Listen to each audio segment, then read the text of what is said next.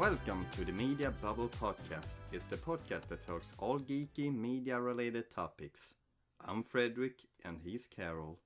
Let's get this show on the road. And Merry Christmas to you, Karol. Merry Christmas to you too, Fredrik. And in today's episode, we're going to do a kind of a Christmas-themed episode, and we're going to open presents. Hooray! Oh wow! Yeah, I'm going through the presentation. I'm not looking like really close or anything to not spoil myself, but you did a lot of work on these presentations today. Yeah, I guess I kind of did, to be honest. Yeah. So for our online listeners, we have a presentation for each episode on YouTube, and Fredrik recreated like Christmas packaging for every single movie we're gonna talk about today. Yeah, it was kind of hard to come up with a unique idea for each one, but I felt like I managed. Yeah, you killed it, dude. Oh, thank you. Okay, so Christmas. Christmas is. I feel like Christmas is kind of a time where you do kind of a lot of traditional things, like some things that you did last year you do the next year. It kind of becomes a Christmas tradition. Yeah. And one of those things are movies and TV shows and specials and things like that. So I just thought we would explore a bit what our top 5 must-watch Christmas special movie is. Yeah, and you listeners can also use this as a recommendation if you wanna. I don't know, if you maybe run out of ideas for new traditions, adapt one of ours. Okay. Well, I kind of feel like these are some popular films that we have both chosen, so they are probably not that hard to find. Yeah, I agree.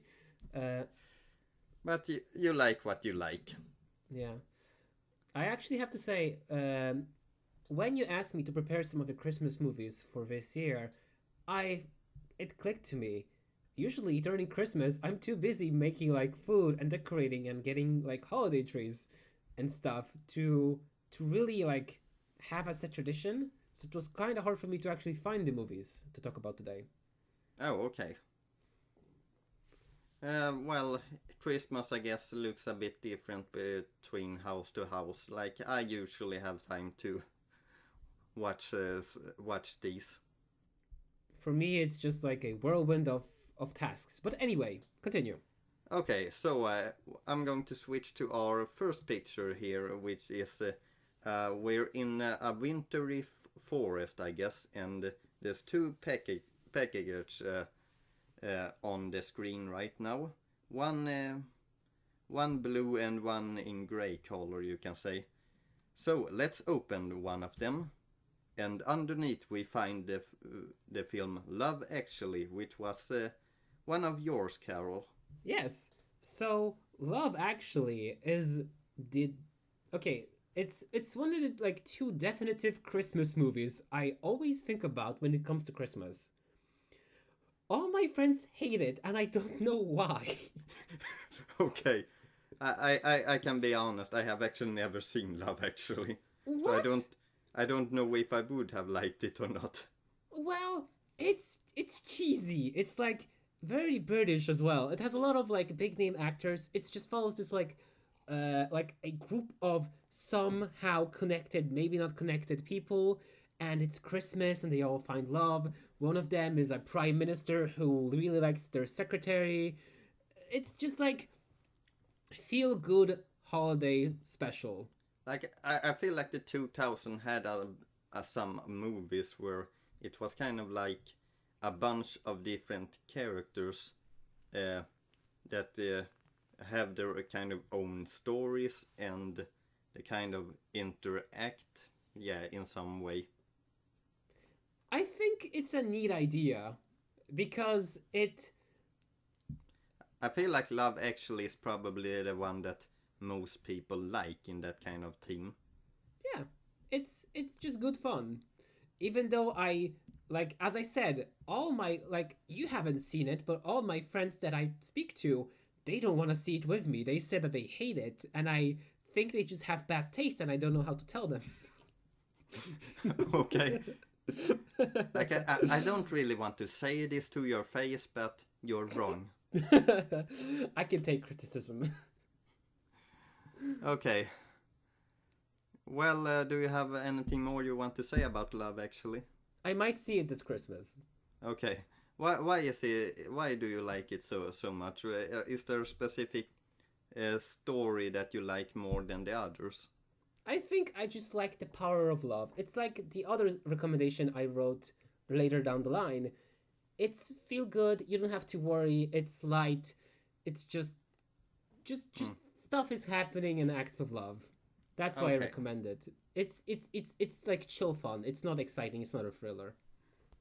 Okay, I guess I'm going to open the blue present then, which we find Arthur's Christmas. Have you ever seen this, Carol? No, but wait. I think I recognized one character.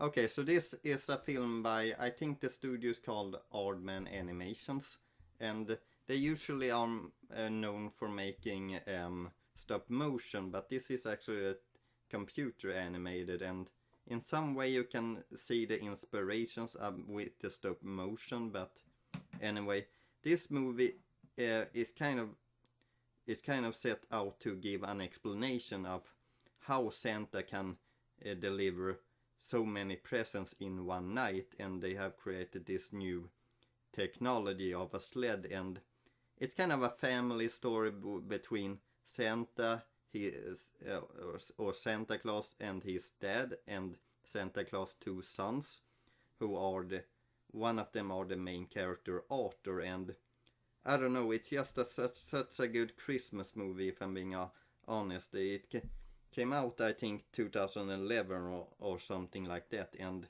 ever since it came out, I have seen it every year, because it's just such a good movie. Because while it also tries to explain Christmas in this kind of futuristic way on how they are delivering everything, they also get into the spirit of Christmas and why it's important for the belief of Santa for young kids, you can say. Would you say it's a movie for like it's something that adults can also enjoy, or is it more for kids?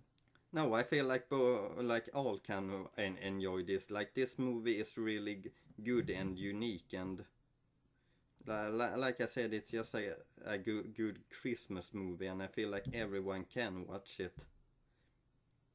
I Maybe I feel should like watch it. I feel like it has somewhat been forgotten by time, but it is truly a good Christmas movie. Who would you say is your favorite character in the movie? Arthur, because I guess he is the one that goes on the biggest journey, and he is also the one which is kind of trying to be positively and happy, while everyone kind of is trying to make him be a realist, you can say, while he still kind of wants to still believe in the magic of Christmas. I mean, it's kind of silly since for the Christmas family, it's mostly just a job. Yeah, it kind of it is in some way, but yeah, it's a kind of responsibility of what that job maybe means. Well, let's move on to two new packages in this kind of Christmas town night setting, Yeah, where it's it looks very lovely, very Holy Night-esque meets small British village filled with Christmas trees. yeah, and here we have two presents. So let's open one of them, and Okay. underneath we have Unwrapping. yeah, and underneath we have. Should you switch slide, Carol? Listy do M. And I'm going to be honest, I kind of know nothing about this, but so Carol, explain. Yes. So, Love Actually is a Christmas movie where a bunch of people slightly unrelated to each other, kind of begins to start falling in love. They're loosely connected, but not maybe. Um, and it's a chill, fun movie where you can just chill. It's not high stakes. It's not a thriller. No, make it Polish. Okay.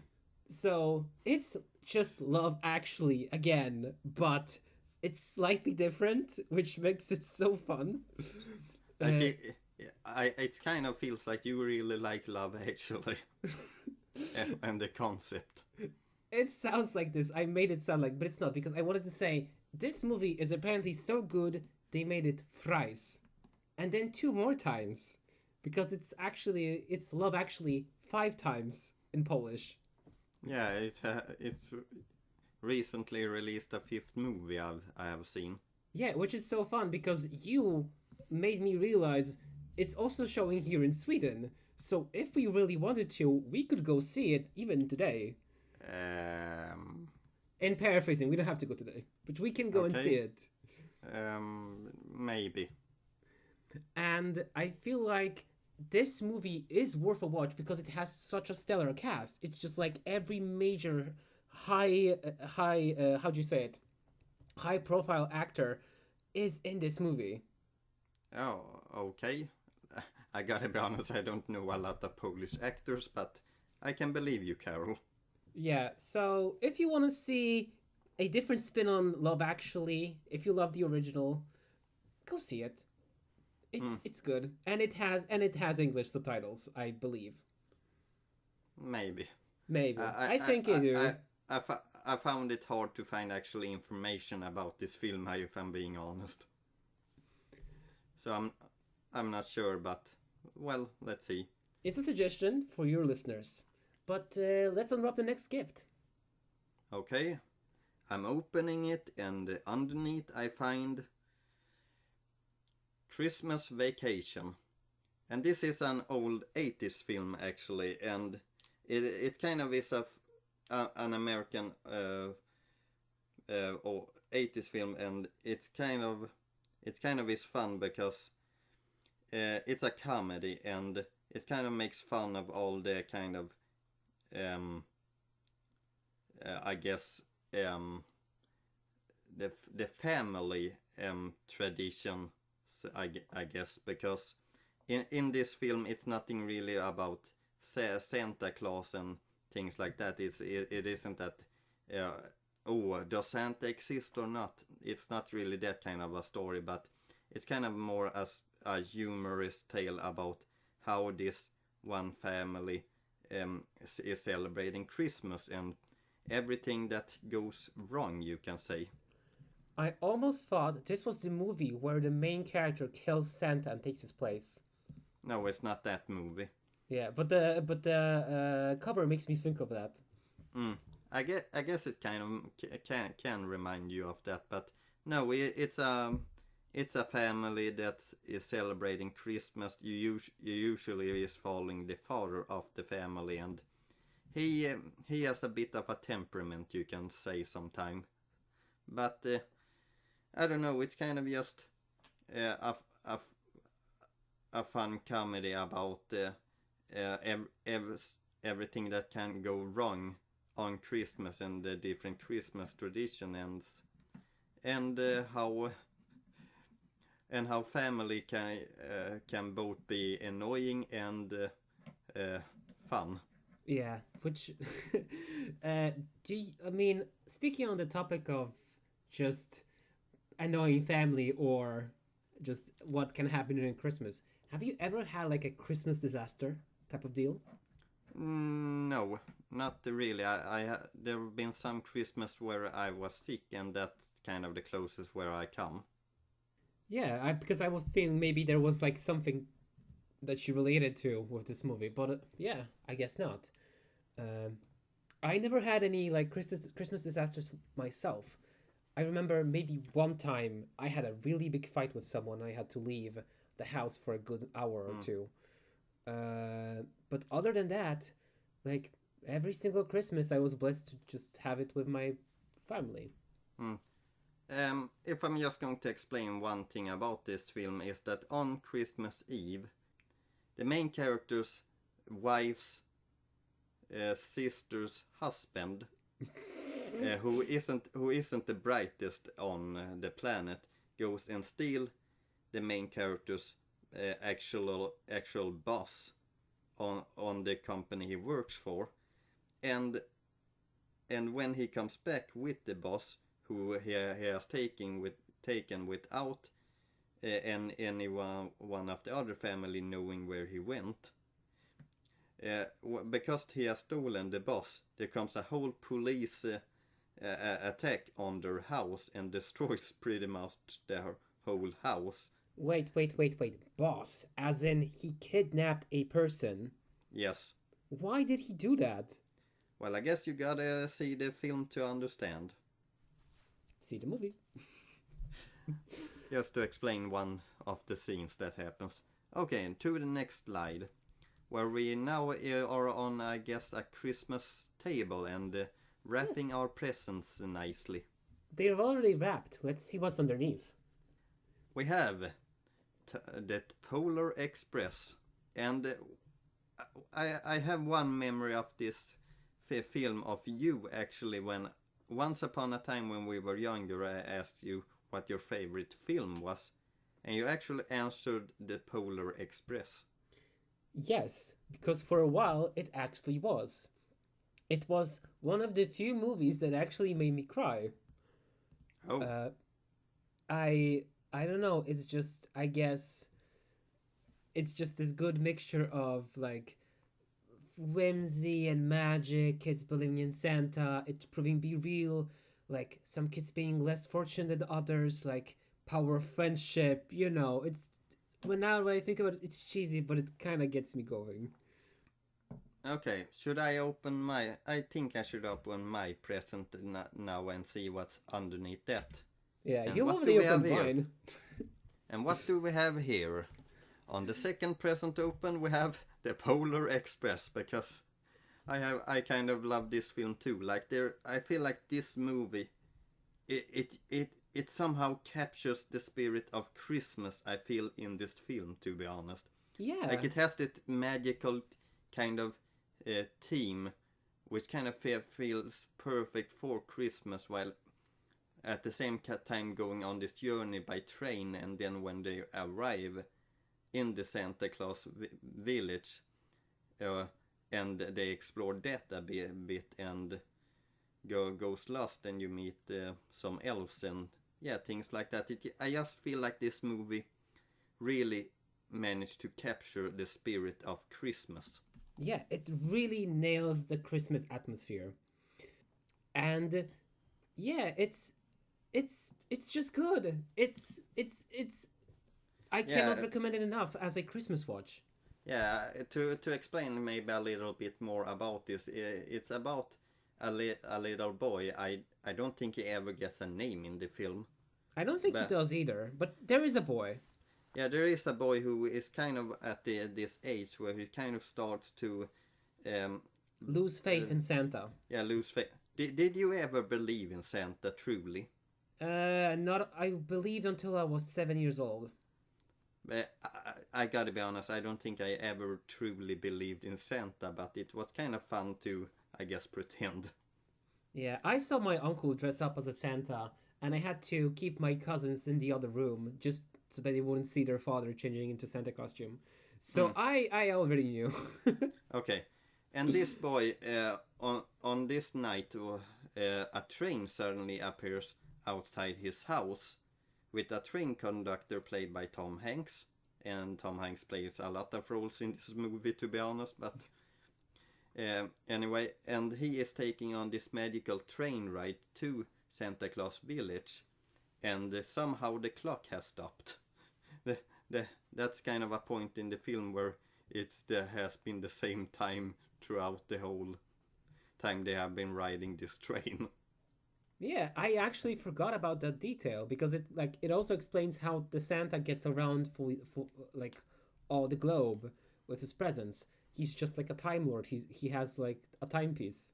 And this at the end of the adventure, when they meet Santa Claus, this kid starts to believe in Santa Claus again, and believing in Santa Claus somehow makes the bells that were on the Santa Claus sled, he couldn't hear them before because he didn't truly believe in Santa, but when he started to believe in Santa, he could hear them.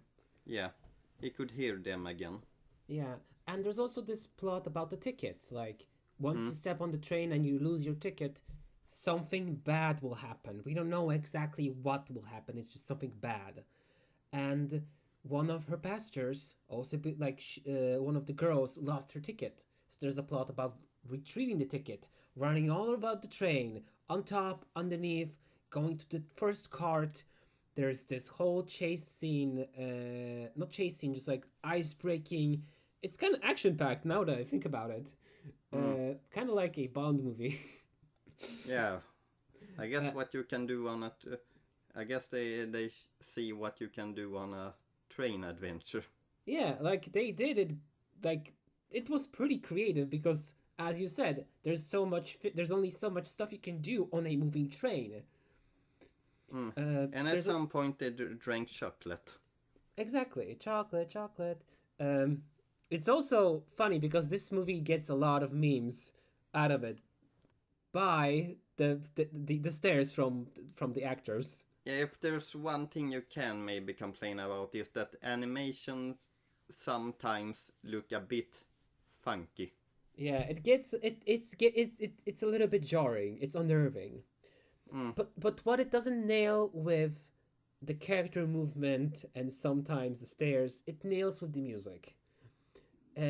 Just when sometimes the music begins to well up and you can hear those chimes, the chorus in the background, just like, it's Christmas again. It's finally Christmas. Yeah. Okay. To the next package, and now we're underneath a Christmas tree. A Christmas tree, where we find another two package to open. So I have to say, Fredrik, I love how you decorated the place. Oh, thank you. It isn't just some picture that I found on a free website. Exactly, you did it all. But anyway, let's get into presents. Okay, let's open the first one, and we find the original Home Alone, and if we open the second one, we find Home Alone again. Home Alone 2? No, it's the original, and we got 2 copies of it. Yeah, one for each of us. I feel like as we started talking before recording this episode, we had similar ideas of the movies we wanted to talk about. And Home Alone, I don't know, Home Alone is just such a Christmas traditional watch. Yeah, I think it's hard for me nowadays to make like a mainstay tradition of watching a movie because I don't watch TV as much as I used to. But Home Alone, back in the day, it was like non-stop Christmas. I think that Home Alone is still like the movie that is shown a lot on TV, to be honest. But back then, you didn't have the option to go into YouTube or like a streaming service. I guess watched you didn't. Home Alone. No. One thing that I can also say about Home Alone franchise is that last year we did an episode about Sweet Home Alone, or what the heck that movie was called. Home Sweet Home Alone. Yeah, and that after watching that film, in some ways it's good to watch bad movies because it makes you appreciate the good movies so much more, and that movie kind of makes a solidified good point. How bad it was. Yeah, but it also makes the original shine in some way because you realize just how good it is in some of the way it chooses to tell its story. Would you say that just because of that, you should still see the new movie just that you have a refresher on the old movie? No. Not that movie. That movie sucked. It's not. It's bad, but it's not bad enough to warrant a second watch. To warrant a watch.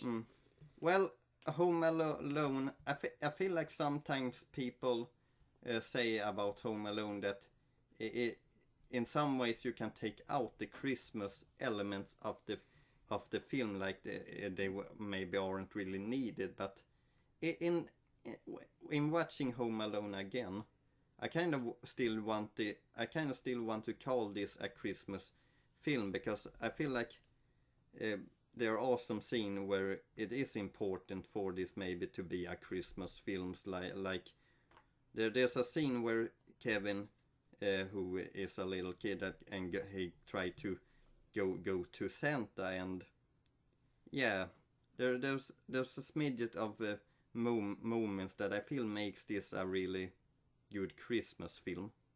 Yeah, I agree, because I don't feel like a Christmas movie needs to have a definitely like a Christmas theme as a central focus. Like that's why people, for example, consider Die Hard a Christmas movie, because it's set during Christmas, but it's so much more than that. It's not just Christmas. Hmm. And yeah, Home Alone is kind of also that kind of explores every kid's, I guess, fantasy of, how would I would want to live in this house alone. Would you now? Serious question. How would you react as a kid in Kevin's situation? Probably not that good. Yeah.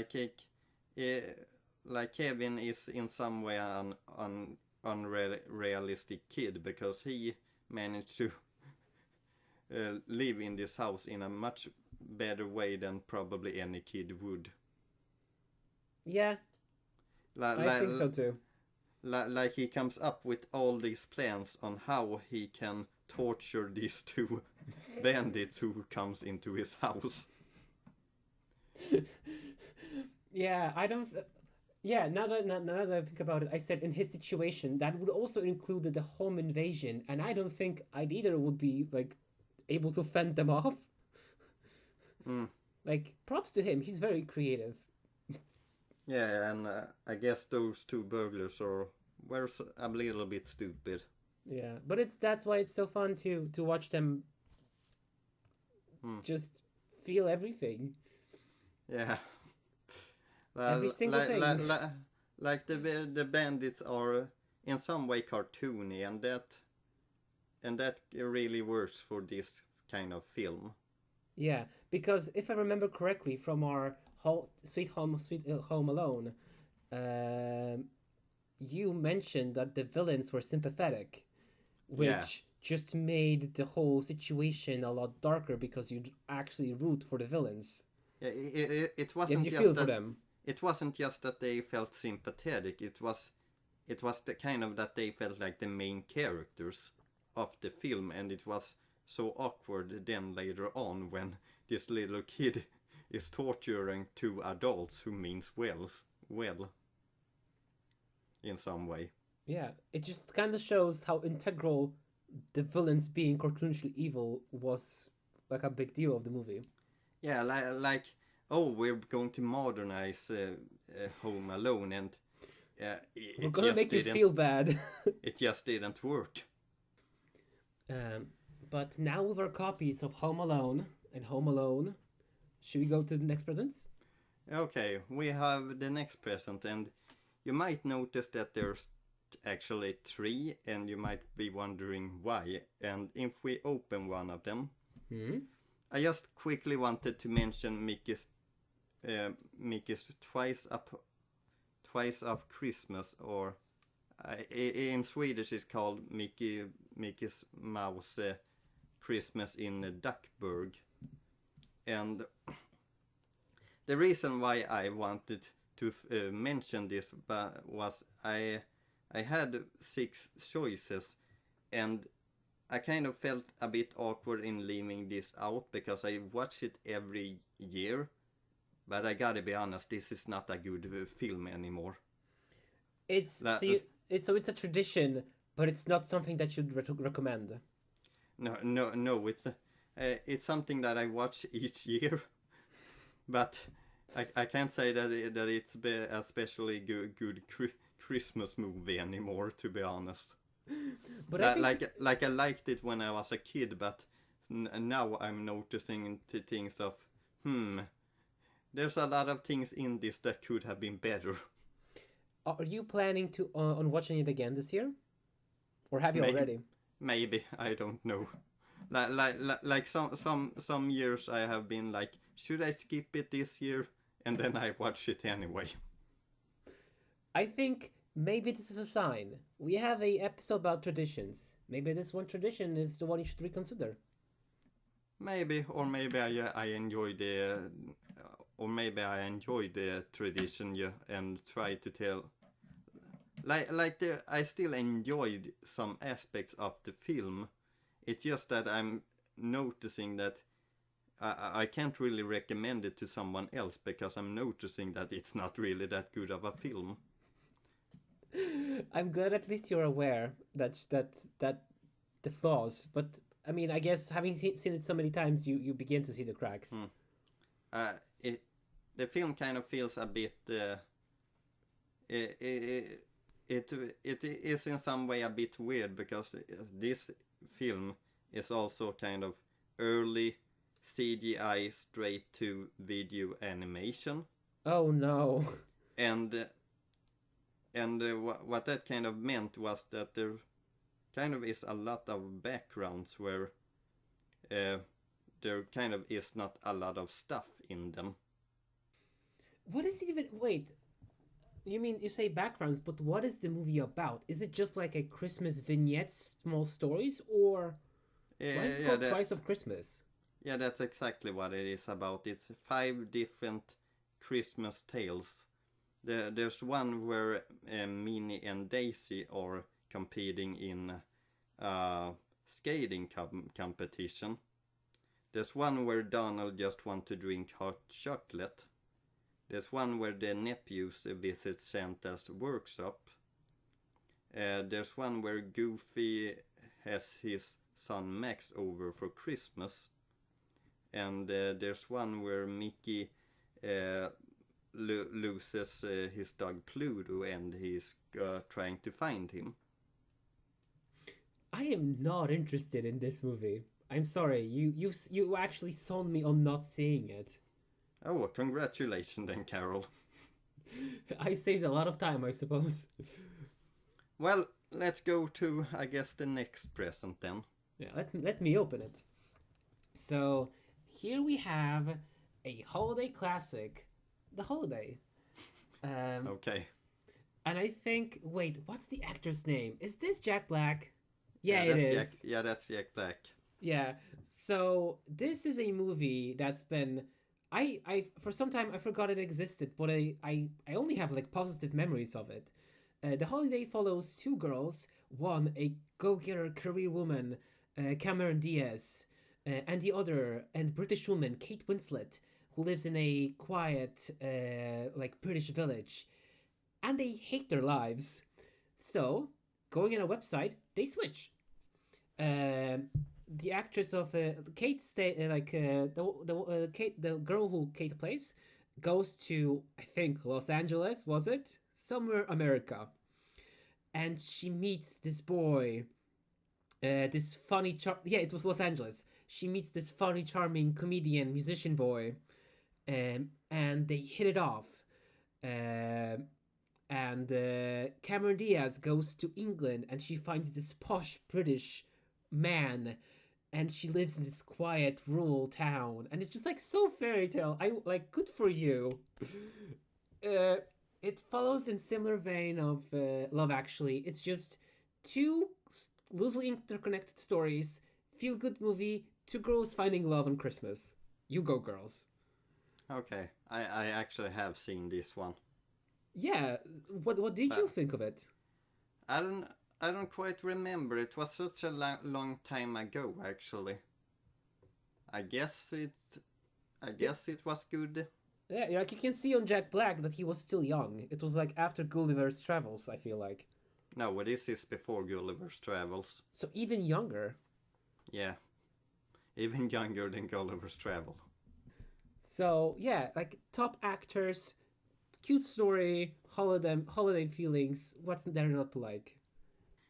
Okay, I guess we have our last present, or my last present.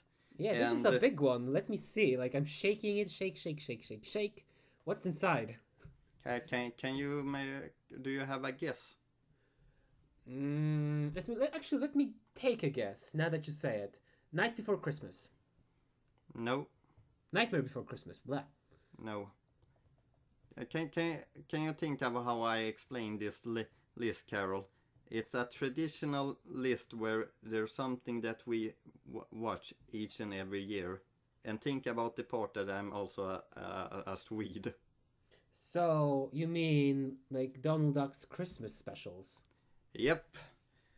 And this is going to be a bit weird to explain, but in in I guess the 60s or something like that, there was an American special made on by Walt Disney, where he took where he made a bit of animation, and those animations was with kind of Jimmy the Cricket and Mickey Mouse, and uh, he and in this Christmas special, uh, the Mickey Mouse and Jimmy the Cricket presents different stories from different Disney projects, if it's Disney short films and or Disney or old classic Disney movies like Snow White,